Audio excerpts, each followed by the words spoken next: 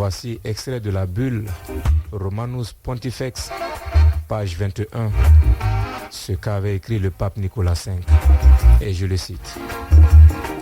Des faveurs et grâces spéciales étant conférées aux princes et aux rois catholiques, qui non seulement restreignent les excès sauvages des Sarrasins, c'est-à-dire des Noirs et autres infidèles, mais aussi pour la défense et l'augmentation de la foi, ils doivent persécuter et faire disparaître ceux-ci, afin que leur royaume et leurs habitations, même si ceux-ci sont situés dans les régions lointaines, qui nous sont encore inconnues.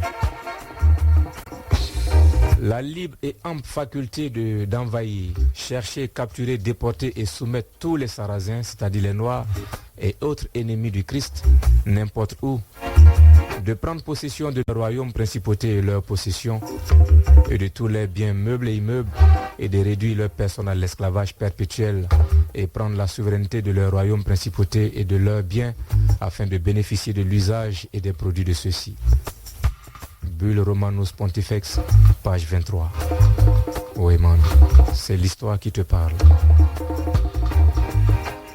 Ainsi, ce décret du pape Nicolas V ordonna aux Européens d'aller dominer d'autres peuples et de les réduire à l'esclavage perpétuel.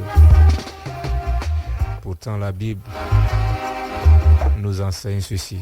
Aime ton prochain comme toi-même. Oui, man. La cause donc du déclin de la misère de l'Afrique se trouve dans l'esclavage. Parce qu'avant l'esclavage, l'Afrique noire était beaucoup plus avancée que l'Europe. Les États-Unis n'existaient même pas en ce moment-là. Alors si l'Afrique qui hier était une civilisation rayonnante veut retrouver sa place glorieuse, que doivent faire ses fils et ses filles aujourd'hui? C'est une question qu'on se pose. Il faut se libérer des griffes de l'Occident. Surtout de ces griffes spirituelles et économiques. Quand on te dit aujourd'hui que le franc CFA, nous sommes en souffrance quand on te parle du franc CFA. CFA qui à l'origine veut dire colonie française d'Afrique. Et quand je vois que mon pays s'apprête à fêter avec des milliards ce qu'on appelle l'indépendance, je voudrais qu'on définisse qu'est-ce que l'indépendance. Quand financièrement on n'est pas indépendant, quand économiquement on n'est pas indépendant, quand même politiquement on ne l'est pas, et qu'on est prêt à dépenser des milliards à fêter ce qu'on appelle l'indépendance.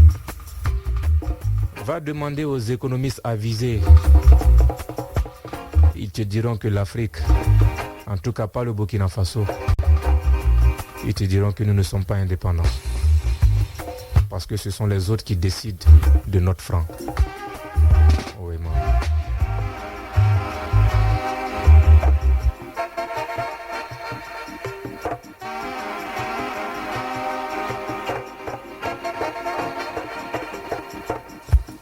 L'Afrique était, et l'Afrique est une gloire, une terre de gloire. Et pour cause, l'empire Aoukar au Ghana a survécu à peu près 1000 ans. Le Ghana a connu 44 rois avant la 25e dynastie égyptienne. 44 rois. Et aujourd'hui, Barack Obama est le 44e président des États-Unis. Ce sont des signes pour toi, mon frère. Pour te dire que l'Afrique a toujours été une terre de gloire, encore d'autres exemples. En 1311, l'empereur Aboubakari II était renommé pour avoir envoyé des empires approvisionnés en eau, nourriture et cadeaux vers d'autres mondes. Et c'est justement à partir de cette époque qu'apparaissaient des indices et preuves de contact entre l'Afrique de l'Ouest et le Mexique et la Colombie. Il y a eu des échanges entre ces peuples bien avant que des assassins et des pirates comme Christophe Colomb ne proclament avoir découvert l'Amérique. Le roi noir Aboubakari II avait déjà découvert l'Amérique avant que Christophe Colomb ne bombe sa poitrine et dise qu'il avait découvert l'Amérique. Mensonge. Et comme à l'époque, nous étions un peuple très civilisé, nous ne sommes jamais allés en tant que conquérants. Non.